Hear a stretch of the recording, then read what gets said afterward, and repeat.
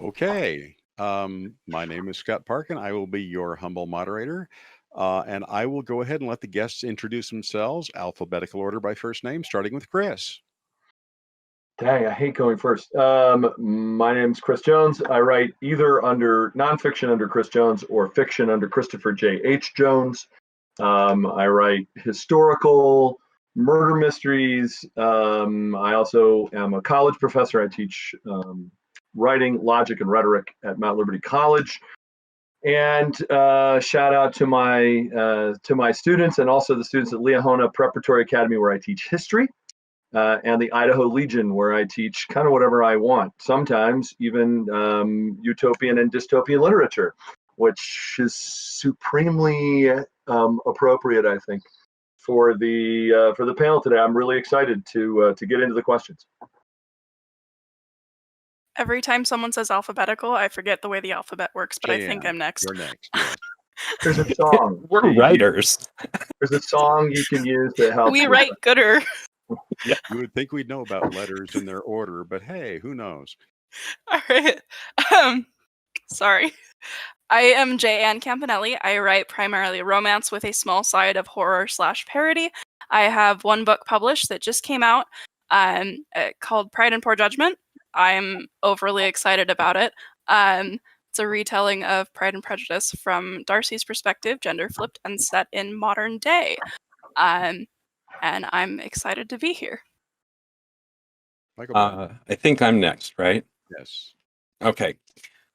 Yeah, a part of it is like we're trying to concentrate on so many things, and authors are at that point where like I got my shoelaces tied today. It's awesome. My name's everybody knows. My name's Michaelbrent Collings, and let's see. Oh, there's me. I'm an international bestseller. I'm one of the top indie genre writers in the United States. These are some of my books. I've written 40 or 50, written a couple of movies, and I'm super excited to be here. And since I'm the last one, I don't have to worry about alphabet. Yeah. So my name is Natalie Brianne. My first book is coming out next month, actually, almost to the day. And it's a gas lamp romantic mystery. Basically, a detective with short-term memory loss. So every day he wakes up and can't remember the day before. Lots of fun. I also have a kind of sci-fi fantasy book that I'm working on. And I mean, I like to dabble. So, and of course, I grew up in the generation when dystopian fiction kind of was on the rise. So very excited about this topic, especially since, as last year was pretty dystopian. Natalie, what's the name of the book you have coming out next month? I just am taking a note here. Right. Constantine Capers, The Pennington Perplexity. It's coming out with Immortal Works on March 16th. There's a lot of big words in that. Constantine Capers, Nice. The Pennington Perplexity. Yep. Okay. Cool. And I am Scott Parkin, whose writing has often been horrible, and who is it's a mystery that I'm even here. So moving on, I will be your moderator. So sometimes You're here to provide the example of a great beard. Oh yeah. Stellar Santa Claus vibes. Fine facial hair. You bet. Before we begin, let me say dystopia is when you have to pack your beard inside a mask for hours a day, where it becomes a ball of steel wool that itches like you would not believe. Mm-hmm. Anyway, so let's go ahead and talk about the question. Sometimes future isn't all that great, but it's not dystopia either. I hate to start with the definition, but I think it's useful because there's a question of scope on dystopia. So go ahead and jump in. What does dystopia mean to you when you write? Everything's screwed up and most of the people aren't even aware of it. Very good definition. Someone had a good idea, but it went really, really wrong, and nobody's got the guts to say it's a bad idea. Yeah. Okay. It's a continuing cultural downhill slide, I think, to the point where it's adopted by the government and the culture, and they assume that this is the floor for quality and the ceiling is an inch above it, and that's just how they've been trained to go in this narrow channel of behavior. And that's where usually the hero or heroine comes out and is going to challenge not just their own personal issues or hero's journey, but is going to overthrow the world. You know, it's not just a government, it's changing people's base thinking. Is it not pretty much a feature of dystopians that the society itself is under some sort of existential peril, either environmental or societal or alien or something of that nature? Is that not, generally speaking, how the dystopia kind of comes about, as a reaction to, we've slid back this far but no farther, and so we're going to hold here against the existential threats that are going to destroy our entire civilization? Is that not a fairly common thing? I think it's common, but it's not. Sometimes it's a lie. I mean, the Third Reich would have been a dystopia that was manufactured by a person who just lied about it. Oh, sure. 1984 is the classic example. The existential threat is entirely made up. Yeah. I hated 1984. Yeah. Great book. I hated it. It's better in Hungarian. I'll make a note the next 5 years to learn Hungarian fluently. It'll take that long. Just probably. to read 1984. Yeah. It'll take Right that to long. Duolingo. I can't speak for Hungarian, but I can say that Kafka is better in the German. So anyway, It's true. Kafka is better in German. so kind of continuing on that question, there tends to be this presumption that, as Michaelbrent said, everything has gone to Hades and handbasket, but that's often not exactly true. Often it's only that things have gone all the way downhill for point of view character, unless we're talking about an ecological or environmental catastrophe. Is that fair? Yeah, I'd say that there are probably, like, I mean, there are definitely different subgenres within dystopia, but either like the society has gone in a certain direction because of a lie, or it's because of some apocalyptic event that has caused it to go in that direction out of necessity, but maybe they haven't come out of that since that problem was solved. Or manufactured necessity. Oh, Yeah. sorry. No, in the go ahead. case of the Hunger Games, the war was, terrible and destroyed civilization, and then the capital rose up and saved everyone, and now is putting children to death against each other. So everything's better now, right? And the residents of the capital live in a utopia while the rest of us live in a dystopia, which I think matters. Interesting Actually, I distinction. think Hunger Games is an interesting example of that, but where I think what Scott was asking in terms of the question as well, another piece of it is that it's gotten that bad for the protagonist. But I don't know that that's always true. Often it's a very small thing. The Island is one of my favorite campy pleasures. It's a dystopian movie with a very young Scarlett Johansson and probably other Ewan people McGregor. too. Ewan McGregor, who actually is phenomenal in that film. But for him, it's very small things. Things are good, but he's dreaming about something and it's bugging him, and there's a mystery to be solved. City of Ember is a situation where you get a mystery to be solved that you just can't. And the more you pull on the thread to try to solve the mystery, the more you start to see behind the curtain, so to speak. So it's not always a big thing. It's not always that the main character's life is in a horrible situation or in peril. Sometimes it's just a mystery, just something niggling at them that they can't let go. Okay. So based on that idea, let's go ahead and head down that path, that it doesn't necessarily require that life be horrid. In fact, life may be relatively normal for most people, but distinctly not so for our point of view character. Is that fair? Well, I think that there's the appearance of normality, of normalcy. Okay.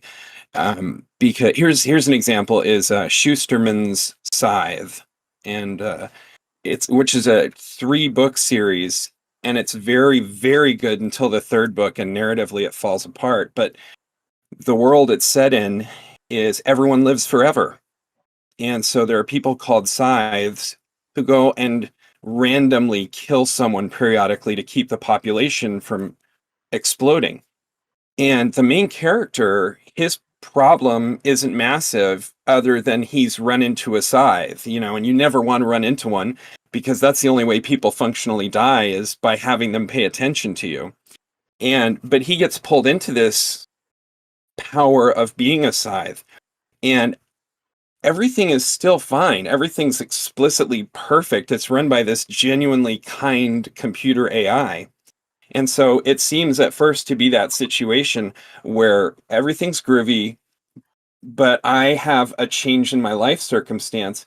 But I think with every dystopia, even when that happens, it's necessary that the person, as they broaden their scope, they realize how much rot has existed under the log. You know, sometimes everybody lives on top of the log and everybody's genuinely fine, but this is the only person who's aware that the rot is creeping up. And there has to be that threat, or else it's not a dystopia. I mean, the dys part says things are screwed up somewhere. Okay. Yeah, Logan's Run. Yeah. Yeah, it's unsustainable. It looks great, but the main character is kind of maybe on the fringe a little bit, or has a special job, or whatever that allows them to see kind of the rot rising, as you were saying. Well, that's Yeah. kind of in the Giver series. Jonas has that special job where he can see all of the memories, and then he's like, "Wait a second, this is weird." And maybe things aren't terrible, but there are definitely things that aren't right that are going on. And I mean, also, I can't imagine living in a world without color. That would be so sad. But I think that there definitely is a point where the protagonist has to, or someone near the protagonist has to see that there's something wrong and start digging. I guess with dystopia, generally, you don't recognize that there's something wrong until you dig. Yeah. And the person who does, if it's this whole thing where everyone thinks it's normal and nice, the person who is our hero or heroine, our protagonist, they're generally a custodian. They're someone who's in charge of taking out the trash. You know, they're somebody who hunts people. They are somebody who runs the computers or works with it. And so they're literally the people working in the sewers. And they're like, everything looks fantastic up there, but I'm seeing poop slide downhill, you know, and it's not pretty. And the sewer's messed up. We're going to have a real toilet problem pretty soon. It was a pleasure to burn. So kind of continuing down that idea, right? We see an awful lot of futuristic dystopias, or of dystopic futures. Let me rephrase that. In current fiction, as Natalie pointed out, is that necessary? Something interesting I find about when we're seeing fiction that's based in the future is it's oftentimes the authors or the general public sentiment on what the future is going to look like. So that makes you think when you compare Back to the Future with The Hunger Games. Yeah. It's cautionary tales versus optimism. Right. I was going to say it's not necessarily. A lot of dystopian fiction is not really particularly good sci-fi in the classic hard sci-fi sense. It's much more of a satirical commentary on things the author finds to be wrong with the world as it stands, and which I think it's very, very good at. It's despite that, I can't think of a whole lot of even super classic, enormously popular dystopians that managed to in any way head off any of the things that they were complaining about. Rather, it seems to be, I mean, Brave New World is as close to prophetic as you can get. And again, arguably, like it or not, 1984. At least he put it off for 20 years or so. Hey, devastation deferred. Can I make it just really quick as since we're all writers and the people watching are writers, that's a real pitfall, by the way, for dystopian fiction, because I think Chris is absolutely right. We do use it as that mirror darkly. You know, we're holding it up to our own selves and telling a story about our own problems. A lot of, let me say, less polished dystopian fiction forgets the story and they soapbox. And in fact, that is the problem. Like, I loved Schusterman's Scythe. I loved the second book. And the third book, he just almost completely threw away his storytelling skills in lieu of putting entire chapters where a character or two existed only to say, this is how we should be living, dummies.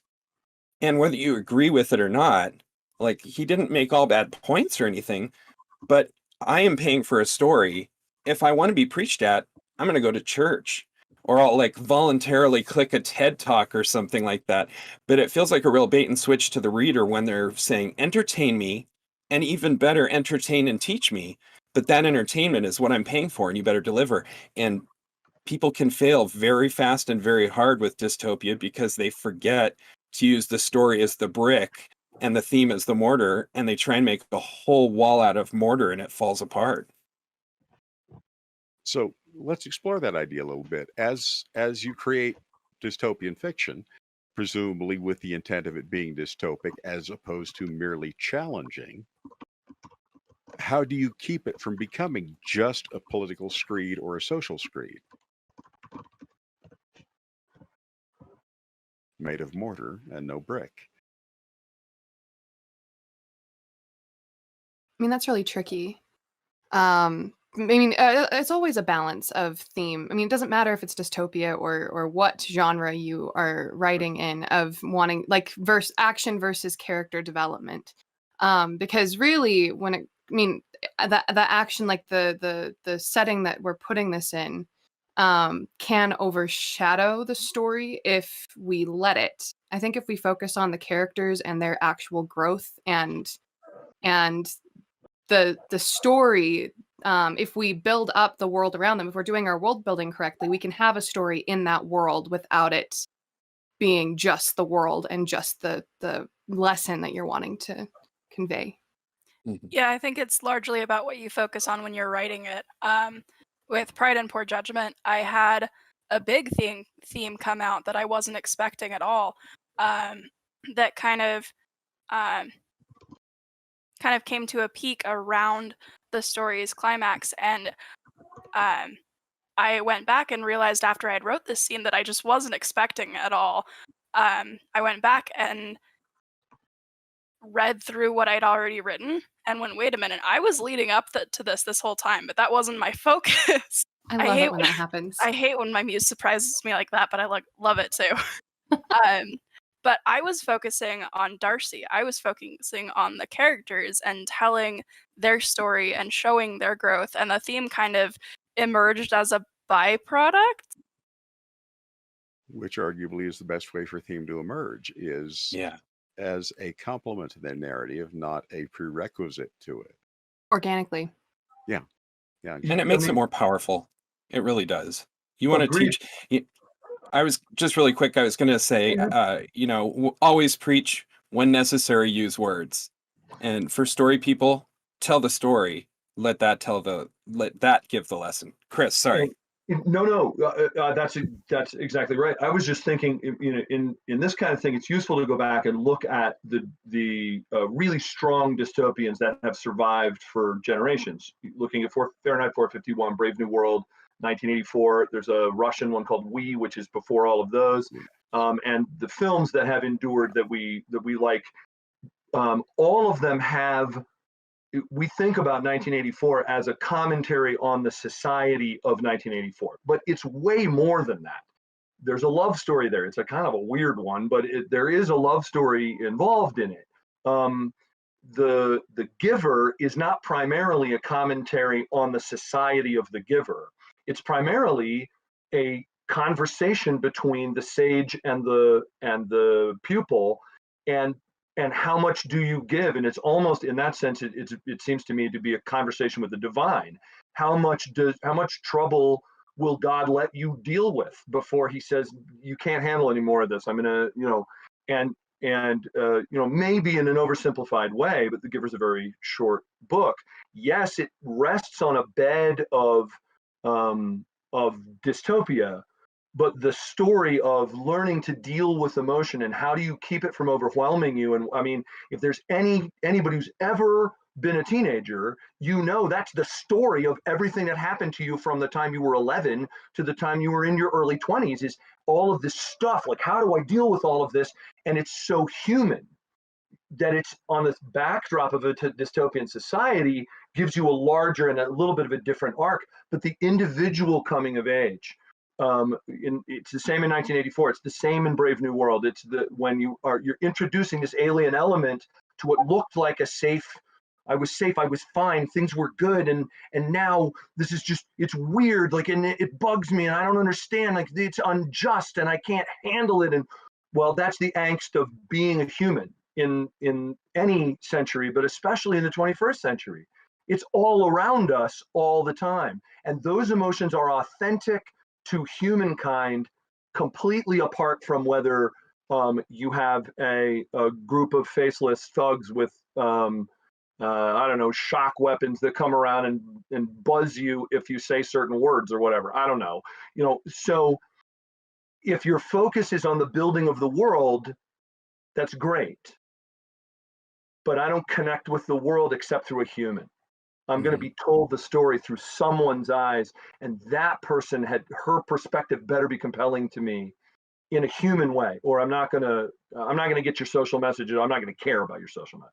Everybody write that down. I don't connect with a world, I connect with a human, because that was like, That's a great quote. fitting sage wisdom.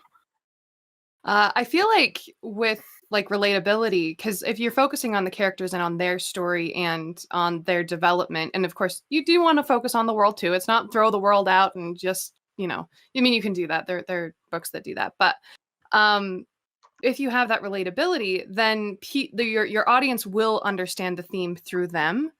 Like, assume that your audience is smart and that you don't have to spell it out for them, because you get annoyed when the author is preaching to you and spelling everything out to you. But if like you're sitting there and you're like, oh well, this character said such and such, and that really makes you stop and think for a second, like you can make your own connections from there. So assume that your audience actually can think for themselves, especially since if it's dystopian, there's a high likelihood that it's going to be taught in schools at some point, and they're going to be asked by their English teachers to pick it apart. If you spell it all out for them, what did you think of this? They won't learn about it. If you spell it all out for them, there won't be anything to discuss. So, you lose all those sales if you answer the questions. This character is a metaphor for what human condition? Yep. So, going along with that, it seems like science fiction and fantasy, or at least science fiction as a genre, tended to be utopian up until about the new wave in the 60s, and then essentially flipped a switch and became almost universally dystopian. That's true. Why is that? And do we see that changing again anytime soon? It is that way because that was the first time I think media was permitted to and did bring raw horror directly into the home. Okay. The Standards Act, the studios.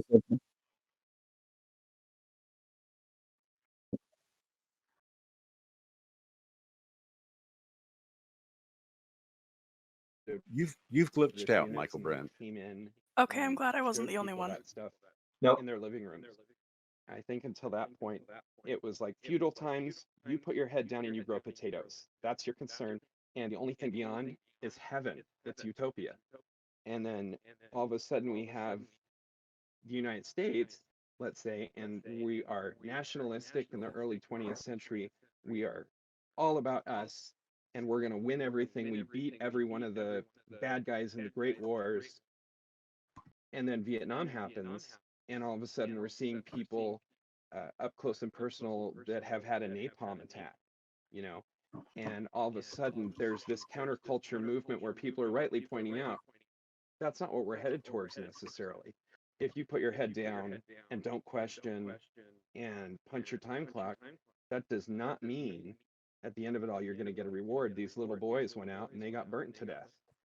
And so the more we have media availability, the more likely we are to notice the problems.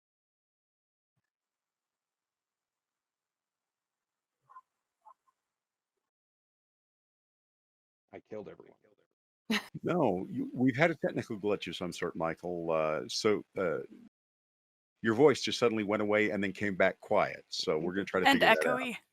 Yeah, So, a little bit. 1 sec. kind of continuing along that idea, then, since we do have so much dystopic viewpoint, even in fantasy these days, Really quickly before you finish that question, can I add something on the last? please. I had to Google this, so I made sure I wasn't talking out of my anatomically improbable Out of the exhaust port, place. right? The Cold War was during that era where fiction started to switch from utopia to dystopia, right when the Cold War was really, really, not to be ironic, but heating up. And people were starting to wonder, well, we have weapons of mass destruction. We have mutually assured destruction capabilities. What's that going to look like on our future? And so back on the societary commentary. Shout out to Cadence said in the that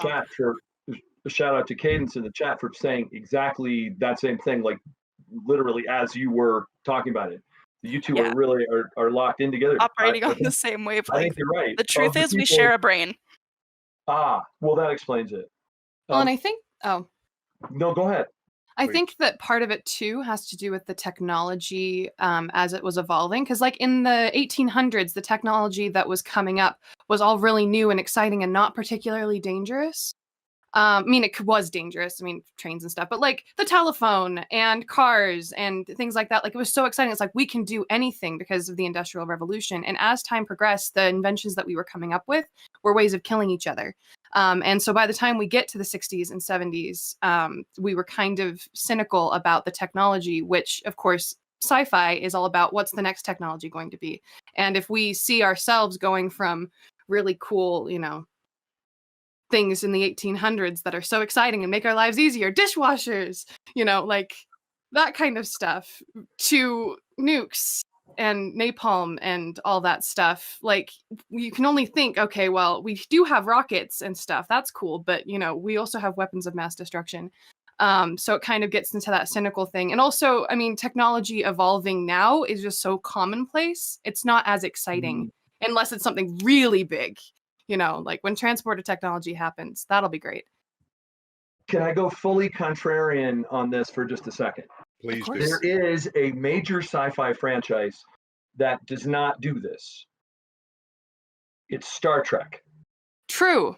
Star Trek manages, and there was a question about this in the chat earlier, which I thought was a really good one. How do you even have a story? I mean, how do you get conflict in a story in a futuristic society unless it's a dystopia? Well, what you do is you focus on people, as if those conflicts are never going to go away, regardless of the utopian society in which everybody seems to be happy, which admittedly there are a whole bunch of episodes in Star Trek that sort of analyze some of that as well, some of my very favorite ones.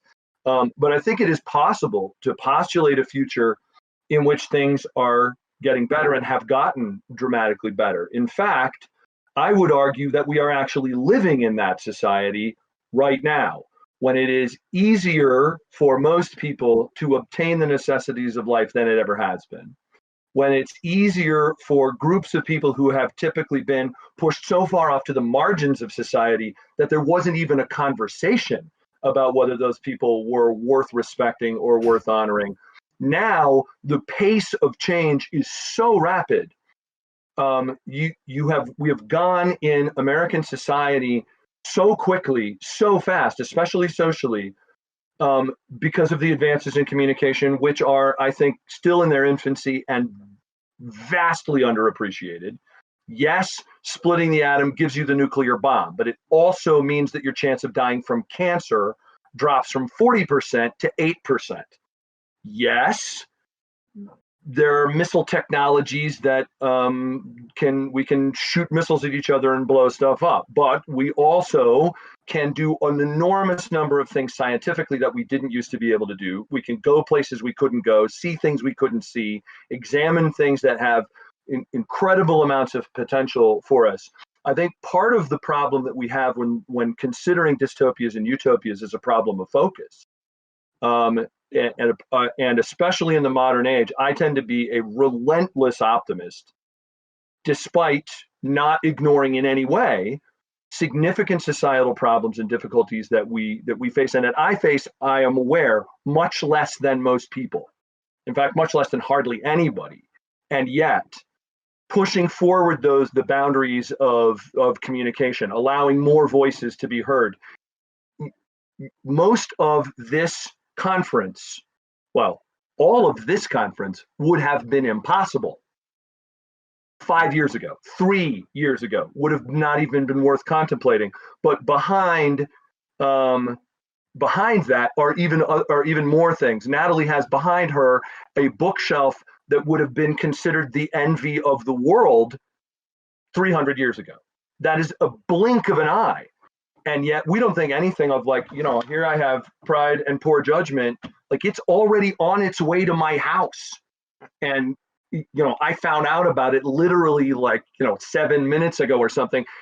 Amazon just, and it all boom. And we're not even surprised by the miracles we have. So I think part of the dystopian thing, like everything's going to pieces, is some of the negative focus that Michaelbrent was talking about earlier and how the media brings that to us.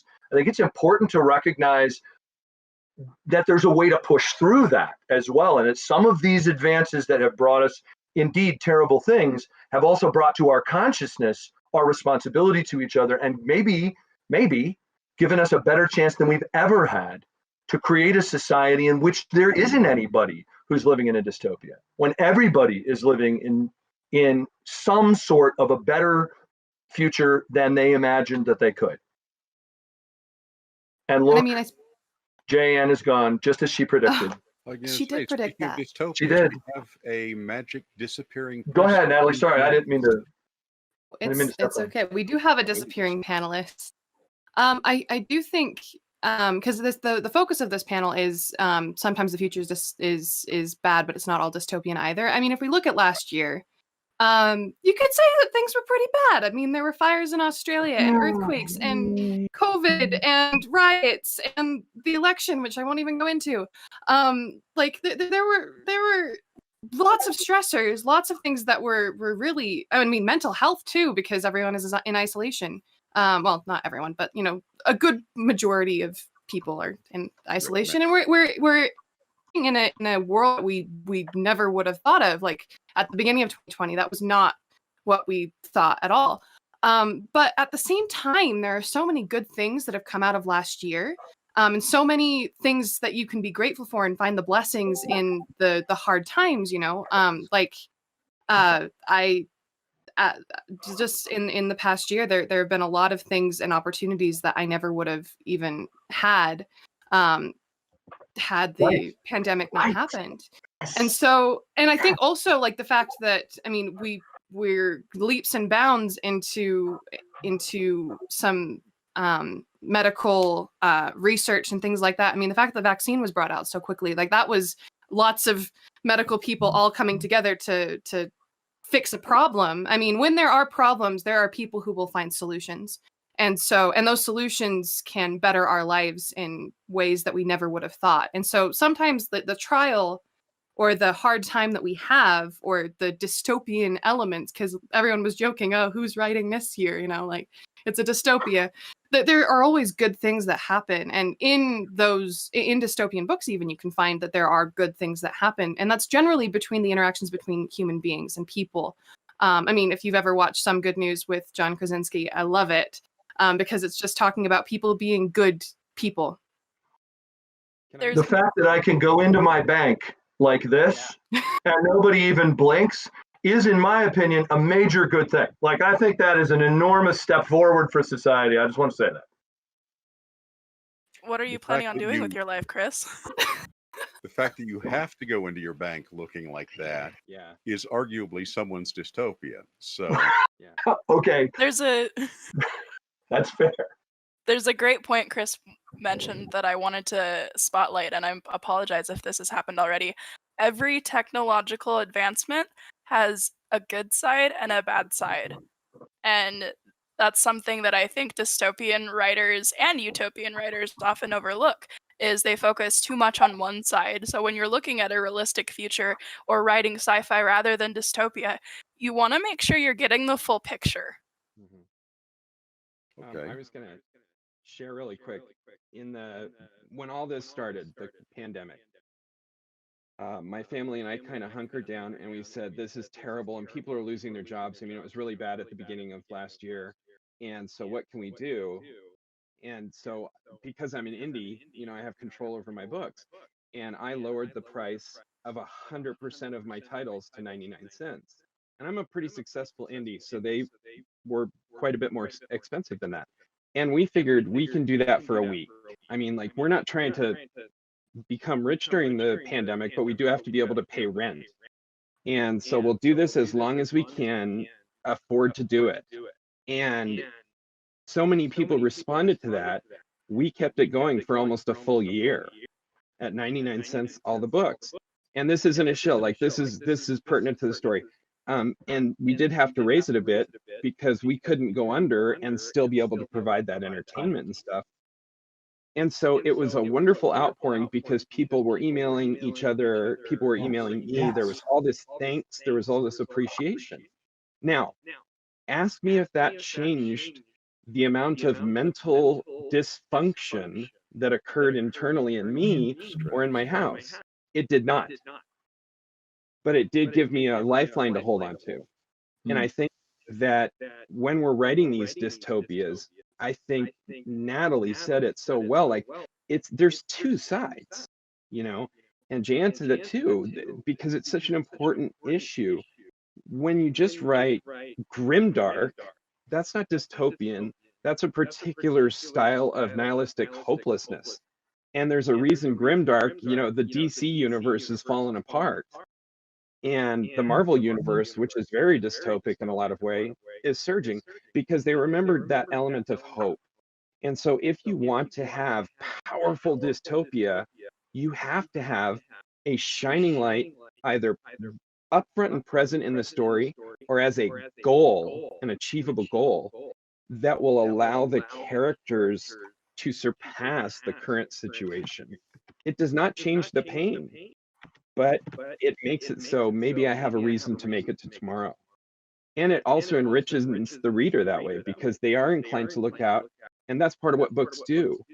I survived this book and I took this lesson. The greatest stories become part of our emotional DNA. And I'm with Frodo when he goes to destroy the ring, and I cry with Ender when he destroys the buggers, and all of those things. In a dystopia, the reader comes out and goes, the darkness is here, but the light is within my grasp.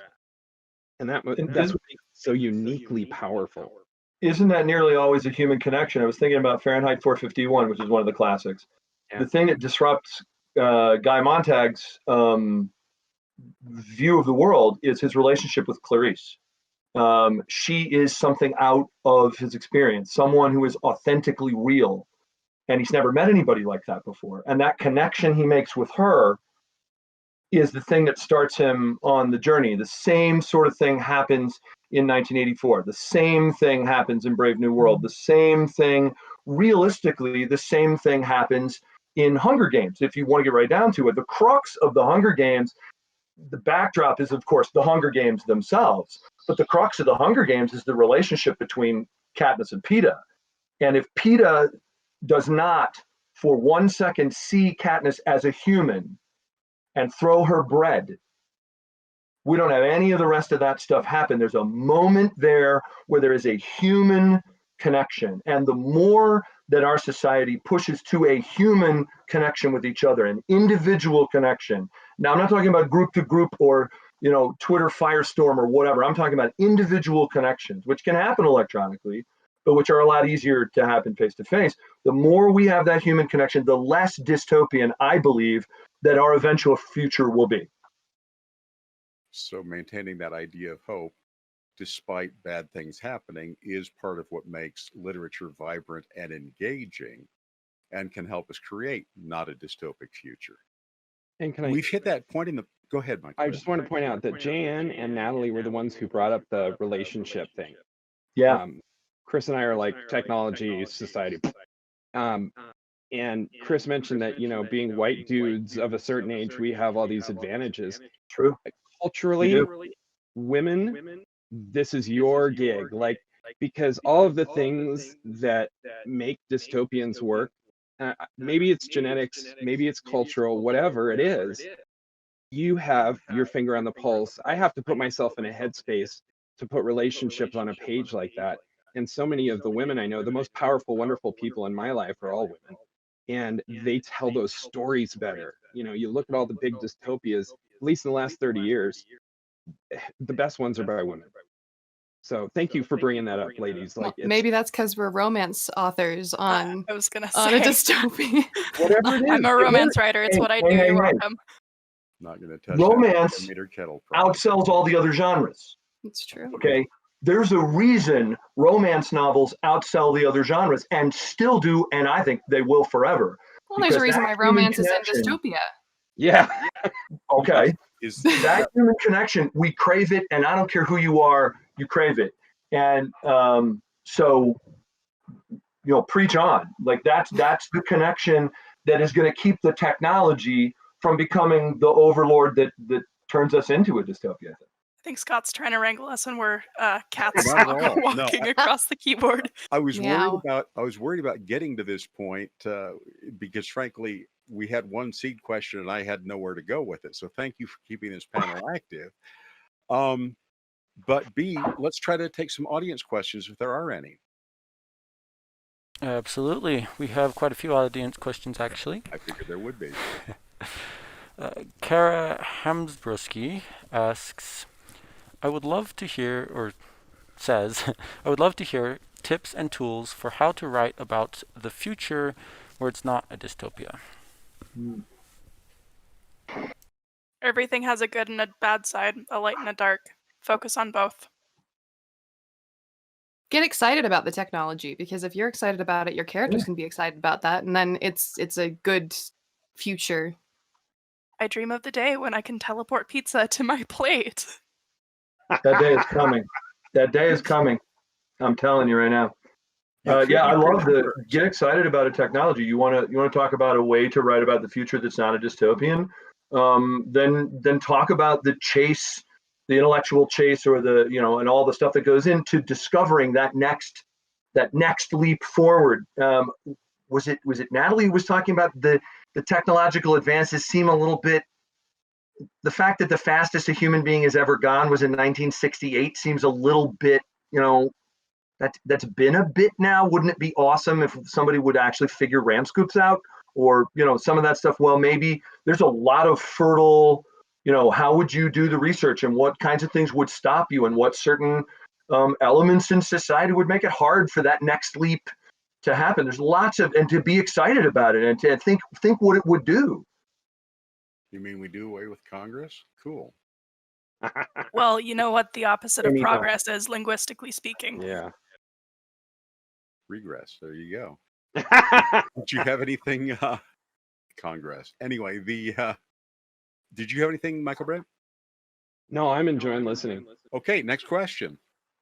All right, the next question is from the Lemon Wizard of Zedability. Wow. Excellent name. Holy crap. Bring it on, wizard. How do I Matt's already bright. How do I create a society that looks perfect at the outset but is corrupt? And how do I show the character recognizing that fact when the rest of the people don't? Read Dystopia. Yeah. Read lots and lots of Dystopia. And you'll start to see how that comes up. And really, any society is going to have the bad thing. Like, look at a society, say, oh, everything's perfect. And then go, well, what if this thing was tweaked? Or like, why is it so perfect? What is it that's making this society perfect? Because normally that, if there's no problems whatsoever, that is when there's a problem. And I hate to insert as a content person here rather than a moderator, but one of the things that has always fascinated me are the Japanese internment camps of World War II. And one of the things that's fascinating, I also lived in Germany a few years after World War II. So I've seen it from both Axis powers perspectives. But you get generational shifts. So with the same experiences, those who were children and were interned did not feel as oppressed as their parents did.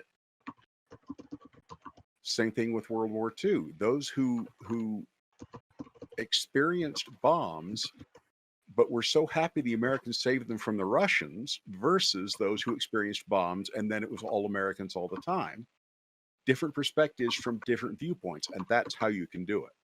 Go ahead and start with a character who perceives nothing but goodness, and then shift into a perspective or have that character's perspective, as we talked about earlier with romance, be informed by someone who does not live in the same headspace as they do. Okay, so moving on to the next question. All right, the next question is from Edge Dancer 7. What does the future look like a couple decades after a near apocalypse? What kind Give of me 20 years and I'll get back to you. Right. That's up to you. That's one of those, it's an infinite answer. Yeah. Figure out something awesome. Depends on the apocalypse. Yeah. Yeah, because ecological devastation, well, 20 years may not be enough. If it's social change, that might work. It Okay. may look way different. Humans are really, really adaptable and surprisingly difficult to kill for squishy pink things without any really serious physical defensive mechanisms.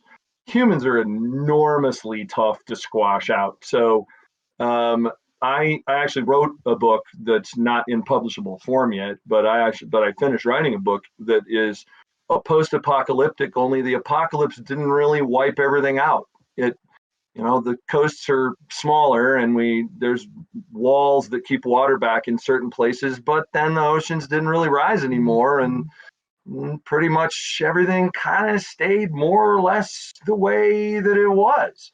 It was disruptive but not catastrophic. And if you're postulating a future like that, I think that's kind of a fun one to play with. Everybody likes to do the catastrophic failure of everything, or we got past it and now everything's perfect and let's travel to the stars.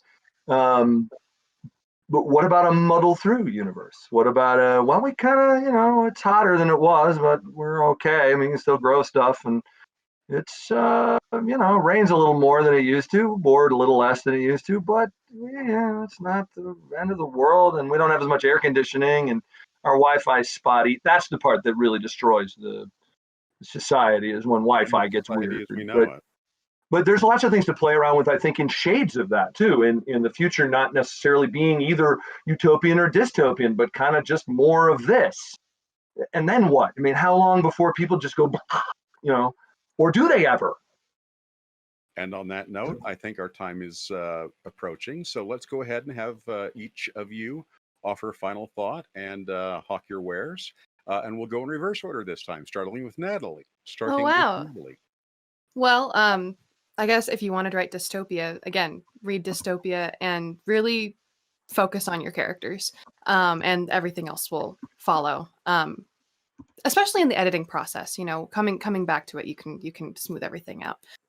So my first novel, Constantine Capers, The Pennington Perplexity, which, yes, it is a nice long thing, is coming out almost a month from today, on March 16th. Leading up to that, I'm actually doing an online scavenger hunt / code cipher thing. So if you're interested in, it's kind of like a contest giveaway, but scavenger hunt loveliness. You can check me out on Instagram at Natalie Brianne Books, or go to my website, nataliebrianne.com, and there will be a blog post on Monday explaining the rules and how to decode the secret messages in order to figure out the clues. So it should be fun. And the first person to get to the end of it will get a signed copy of my book, a print, and a bookmark. So nice. Michaelbrent? When you're writing your own dystopia, always contemplate the cost. No matter how perfect it is, the benefit is purchased with something. And if you really look at the cost, that's very often where the dystopia comes in.